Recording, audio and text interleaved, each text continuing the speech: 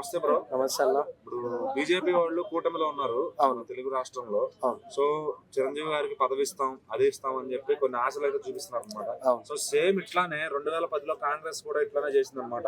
అవును. చిరంజీవి గారికి పదవి ఇస్తాం అది ఇది అని చెప్పి అవును. జగన్ ని తొక్కడానికి ప్రయత్నం చేసి వాళ్ళు కాంగ్రెస్ వాళ్ళు అంతా స్ప్రెడ్ అయిపోతామని చూశారు. అవును. సో అదే స్ట్రాటజీ ఇప్పుడు బీజేపీ వాళ్ళు అప్లై చేస్తున్నారు అనమాట. అవును. సో మరి అది వర్కౌట్ అవుతుందా వాళ్ళ స్ట్రాటజీ? అసలు మన వాళ్ళు రాణిస్తారా వాళ్ళని? రానియరు.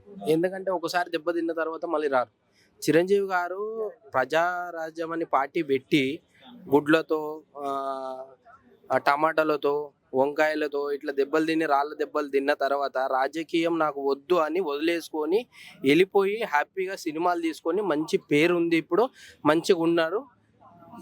వీళ్ళు ఏమంటున్నారంటే ఇప్పుడు ఏదో పదవి ఇస్తాము మీరు వస్తే అని ఆశ పెడుతున్నారు. కానీ నాకు తెలిసి చిరంజీవి గారు వెళ్ళరు, ఇంకా పార్టీ తీసేసిన తర్వాత ఇంకెళ్ళరు.